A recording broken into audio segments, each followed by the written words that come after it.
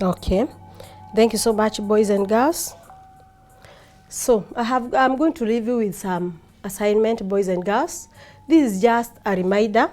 It is just a reminder of whatever we have done.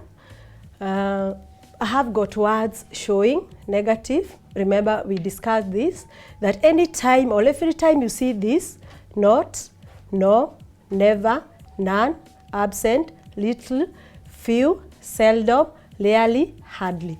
Any time you have seen this, always remember, they are making our statement to be negative. So, for example, she hardly eats meat. The correct answer, the correct question is supposed to be, does she? Why? Because the statement is already in negative. It had been made negative because we have inserted the word hardly. They have few mangoes left. They have few mangoes. The word few, it is standing for the word not, all negative. So when it comes to the forming the question tag, have they, always remember this one you should not put an apostrophe T. Why? Because we have the word few. Then on the other side, we have got words showing positive. We have words like periodically, a few, a little, occasionally, sometimes, often, frequently. For example, I give a sentence. He occasionally visits us. He occasionally visits us. As we come to form the question tag here, learners, we have to introduce an apostrophe T. Why? Because the word occasionally, it is making the statement to appear positive. Remember what we talked of at the beginning? All the positive question tag statements, they always form a negative question tag. And that's the reason why I've added an apostrophe T to make my question tag to be, doesn't he? They frequently eat pilau, don't they?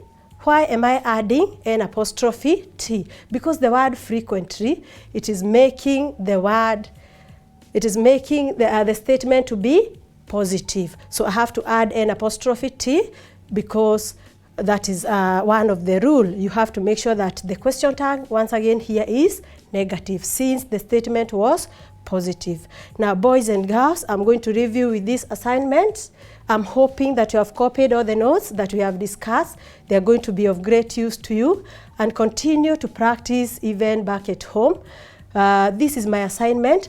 Construct sentences with the above words and form question tags. Construct sentences with the above words and form question tags.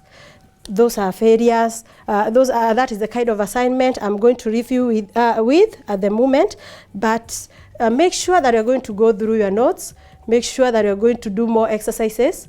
These notes can only get into your mind after you have done some exercise. So I have got a question. I have got a question here. I'm going to answer some questions I have got from a question from a source. So this question goes like this. Let me just rub here.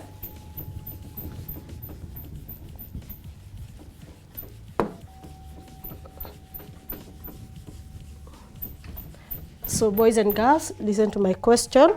You can also discuss it at home before we give the correct answer.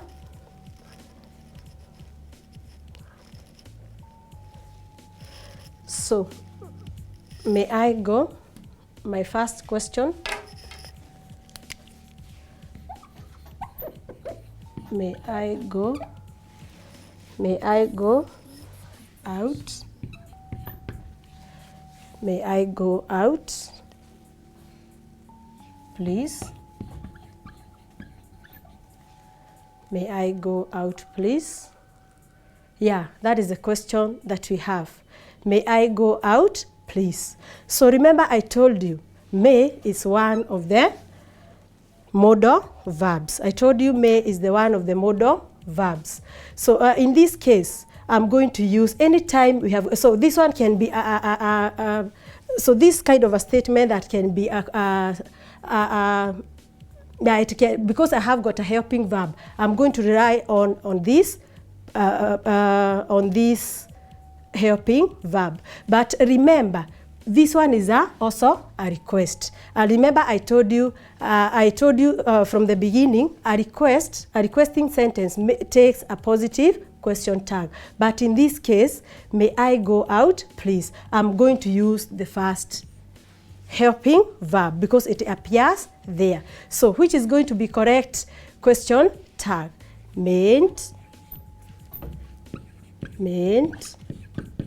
I?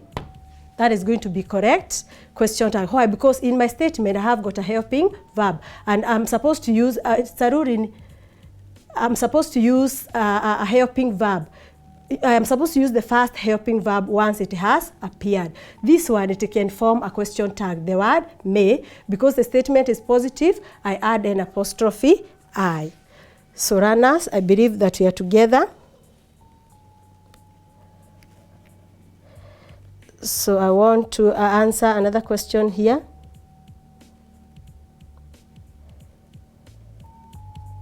Okay, I want to answer another question here. So, I am Brian from Kagemi High School. How can we identify whether a question tag is negative or positive? So, boys and girls, I discussed this area. We can identify whether a question tag is negative or positive by adding an apostrophe T. You're supposed to add an apostrophe T. For example, didn't I? That one is a negative question tag. We can also have the positive question tag. Do I or do they? That one is a positive question tag.